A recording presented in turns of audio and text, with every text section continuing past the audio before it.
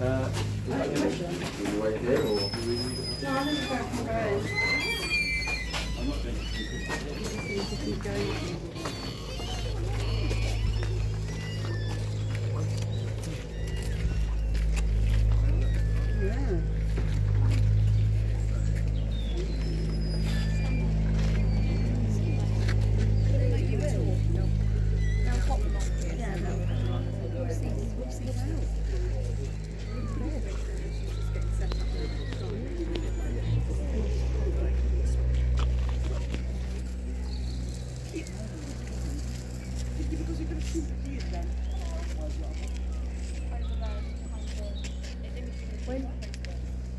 When she's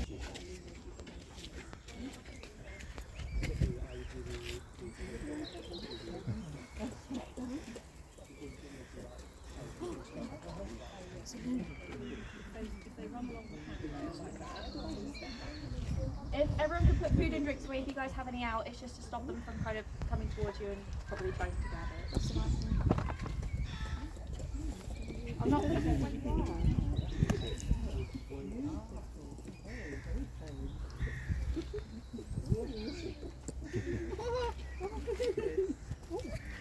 we got you.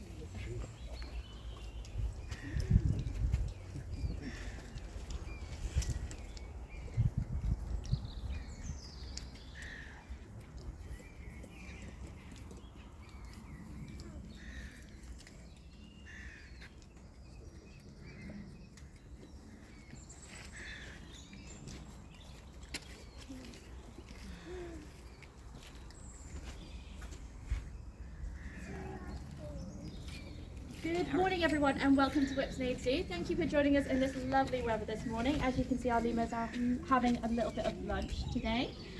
So this is a bit of a talk and a feed. So I'm going to talk to you guys about their diet, their kind of habitat in the wild, their habitat here, and kind of just about the lemurs in general. So we have 7 lemurs here. We have a family group. These are non-breeding though at the moment. We have a very solid group of 7. So we have Dad, he's called Quaker, and he's dad to 5 of the lemurs in here, so he's going strong. We have Pian, who gave birth to Pele, so we've got Mum, and then we've got Diego, Delilah, Dixie and Dottie. So we've got quite a strong kind of female to male ratio, and this is because lemurs are matriarchal, so that means the mothers, the females are in charge. So unfortunately, Daphne died last year. She was our old matriarch. She was kind of the mother to all of the lemurs beginning with the letter D. And Delilah, one of our youngest, has taken up that mantle, so she's kind of in charge of the group now.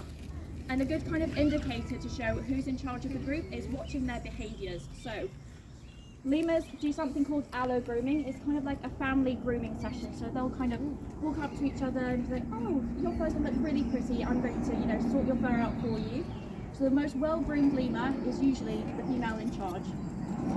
And this is because they're like, oh, you need to look strong, you need to look beautiful. That's how we know that you're in charge of all lemurs. So unfortunately, if anyone's watched Madagascar, it was never going to be King Julian. It's always going to be a queen. We've got females in charge here. If they come towards you guys and you're right taking a step back, we're not allowed to touch the lemurs at all. And any food and drink for anyone that's come in here, if you're right to put that away as well.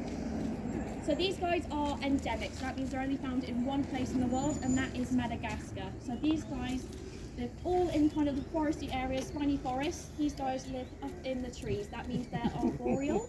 Arboreal meaning that they live up in the trees.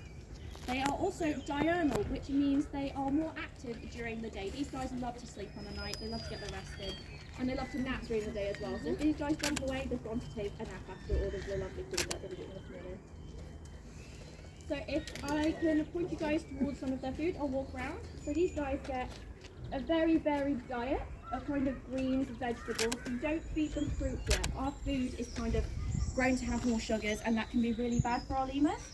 These guys have got sweet corn, kind of cabbage, lettuce, carrots, they got all sorts of fun stuff. They also get pellets as well to add that little bit of supplement that they don't get here in captivity, so more for the wild. These guys can kind of age up to 30 years in captivity. They only live to about 18 in the wild, so they've got a very large increased lifespan here. They're also not many of them left in the wild. There's around 2,000 left in the wild, and we have around 4,500 in captivity. So we need to kind of change those numbers around. It'd be very important to do that. If you guys have a look at our tails, we have around 13 black and white rings. You can try and count them if you don't believe me, but generally they all have 13 black and white rings. And they use their tails for a myriad of different things. These guys are super creative. So one thing they do with their tails, if it's really cold, they'll wear it as a scarf. They'll put it around their neck. Really fashionable, really crazy. The males also use it for something else. These guys have lots of scent glands along their body, and they kind of rub their tails along the scent glands, get them nice and stinky, and then they whack them in front of each other. So this is kind of ward off other males. The stinkiest tail wins and gets all of the females. So that's kind of how they do that. Hello.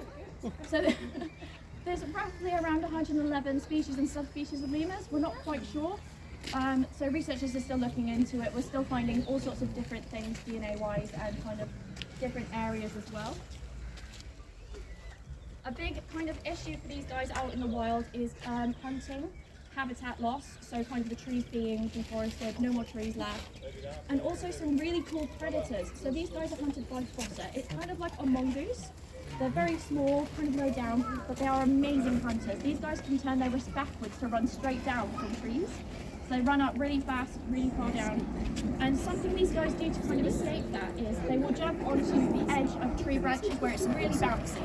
So they can feel the vibrations before they get to them, so they have a better chance of getting away from them.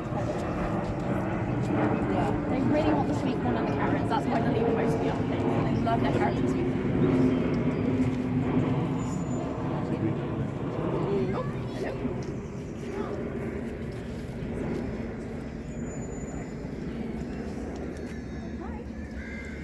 So as you can see, their toes are really well gripped, so these guys can hold on to all sorts of different unbalanced things. So the edge of trees, on the branches.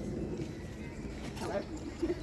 And they're also very quick and bouncy. As you can see, they love to bounce around from platform to platform. These guys don't really like sitting on the ground much unless it's really sunny. So these guys love to sunbathe. They kind of sit on their back haunches and kind of sit like this so they can absorb as much sun as possible.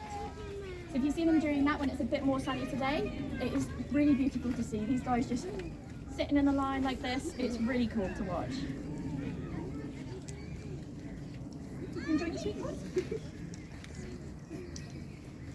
So as I said before, these guys are a non-breeding group, so we won't be having any more babies this year. But you guys coming in today, all of your admissions and memberships, this is going towards the conservation of all the animals here and out in the wild as well. So these guys are very at risk out in the wild. So something you guys can do is an FSC logo on any sort of toiletries. It's the Forestry Commission. So those guys, it's a little bit more expensive, but it's worth saving all these animals because of it. That is something a little bit you guys contribute towards kind of saving these out in the wild. So anything with an FSC logo is usually on the bottom right of any packaging that you get in black. But yeah, so I'll be around for a couple more minutes if you guys have got any questions at all. Our next talk is at 1 for the chimps just across the way. But thank you guys for coming, and I hope you have a lovely rest of your day.